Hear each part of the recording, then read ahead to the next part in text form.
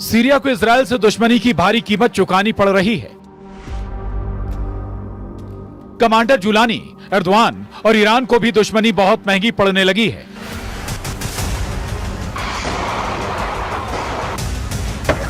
Netanyahu ने हाथ आए मौके को बखूबी भुना लिया है। सीरिया में टेरर ग्रुप पर स्ट्राइक का बहाना बनाकर इजरायल दुश्मनों का दम उखाड़ रहा है। इजरायल के हमले हर गुजरते दिन तेज होते जा रहे हैं, विध्वंसक होते जा रहे हैं। नेतन्याहू आर्मी ने बशर अल असद की बनाई सीरिया फोर्स की टोटल तबाही का सैन्य अभियान चला रखा है। 9 दिसंबर से शुरू हुए सीरियल हवाई हमले में इजरायल ने सीरिया के सभी टेरर ग्रुप को तो जमकर पीटा ही है, साथ ही दुश्मन देश के सैन्य बलों को बर्बाद कर दिया है। कमांडर जुलानी की असद सरकार के तख्ता पलट के बाद से इजरायल के हमलों में सीरिया का 85% एयर डिफेंस तबाह हो चुका है। इजरायल की एयर स्ट्राइक में सीरिया के 85% से ज्यादा एयर डिफेंस सिस्टम कबाड़ बन चुके हैं। सीरिया एयरफोर्स के 107 एयर डिफेंस कंपोनेंट्स और 47 रडार बर्बाद कर दिए हैं। हथियार डिपो को निशाना बना सैकड़ों मिसाइल, 27 लड़ाकू विमान और 24 हेलीकॉप्टर के परखच्चे उड़ाए। इल्टाविया में नौसैनिक ठिकानों को भी निशाना बनाया, जिसमें सीरिया के 15 नौसैनिक जहाज तबाह हो गए।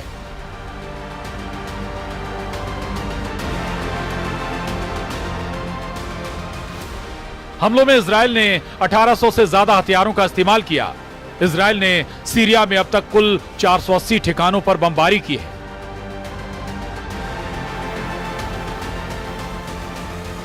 सीरिया के हालात पहले की तरह हैं। फर्क बस ये आया है कि दमिश्क में बशर की जगह अब कमांडर जुलानी की बादशाहत है। इजरायल के भीषण हमले के बीच कमांडर जुलानी ने सीरिया में गोलीबारी कर जश्न मनाने से अपने लड़ाकों को रोका है। हालांकि जुलानी को अंदाजा नहीं है कि नेतन्याहू का अगला टारगेट क्या है। एक तरफ कमांडर जुलानी फौजी लिबास उतारकर सीरिया की सत्ता संभालने के सब्जबाग सजा रहे हैं, दूसरी तरफ नेतन्याहू के वॉर प्लान ने ईरान को थर्रा दिया है।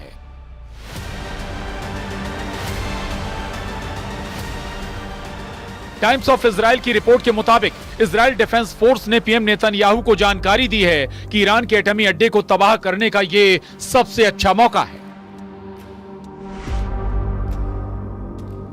रिपोर्ट में दावा किया गया है कि आईडीएफ ने जंगी जेटों से ईरान के एटमी ठिकानों पर हमले की तैयारी भी शुरू कर दी है। ईरान के एटमी साइट को निशाना बनाने की कई वजहें आईडीएफ की तरफ से गिनाई गई हैं। इजरायल डिफेंस फोर्स को ईरान में एयर ऑपरेशन में लेबनान से कोई रोक टोक नहीं करने वाला है। सीरिया की एयर पावर को खत्म करके इजरायल को दूसरा सेफ रूट ईरान को दहलाने का मिल चुका है। हिजबुल्लाह, हमास और हूती विद्रोहियों का गिरा हुआ मनोबल इजरायल के लिए हमले का बेहतरीन मौका बन गया। सीरिया में तुर्की और ईरान के टक्कर को भी नेतन्याहू के लिए अच्छा अवसर माना जा रहा है। आईडीएफ के एक्शन प्लान की डिटेल मिलने के बाद पीएम नेतन्याहू ने ईरान के सुप्रीम लीडर पर तंज कसा है। सीरिया में ईरान समर्थक बशर की हार को नेतन्याहू ने ईरान की शर्मनाक हार बताया है। इजरायल ने आज तक जो धमकी दी है वो सच हुई है, चाहे वो हमास के सफाए की हो, चाहे हिजबुल्लाह की बर्बादी की, चाहे वो सीरिया के टेरर ग्रुप क्यों ना हो। इजरायल जिसे निशाने पर लेता है उसका काम तमाम कर दिया।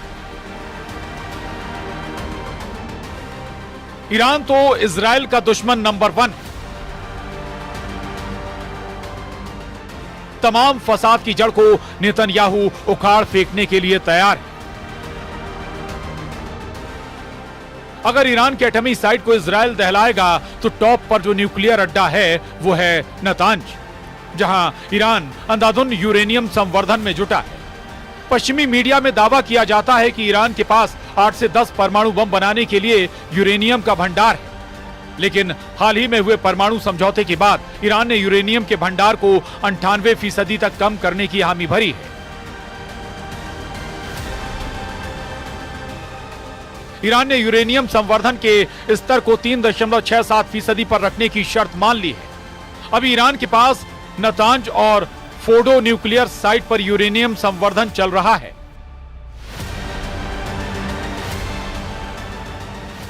एटम बम के लिए दूसरी सबसे अहम चीज है सेंट्रीफ्यूज। ईरान के पास 20,000 सेंट्रीफ्यूज होने का अनुमान है। नई डील के बाद ईरान को फोर्डो प्लांट पर किसी तरह के यूरेनियम संवर्धन से रोक दिया गया है, लेकिन खामेनेई के नतांज न्यूक्लियर साइट पर एटमी प्रोग्राम धड़ल्ले से चल रहा है, जिसे तबाह करने के बाद ही इजरायल शांति से बैठ सकेगा। हालांकि ईरान के न्यूक्लियर साइट पर हमले के बाद एटमी युद्ध का खतरा सभी हदें पार कर सकता है। पश्चिमी देशों ने भी इजरायल के इस प्लान का पहले ही विरोध कर रखा है।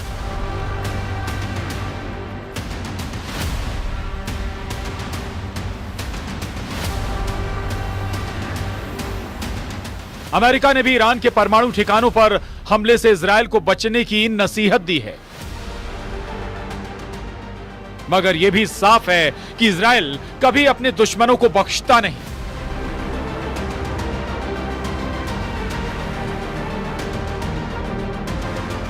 ईरान समर्थक फाइटर ग्रुप की बर्बादी इसका प्रमाण है।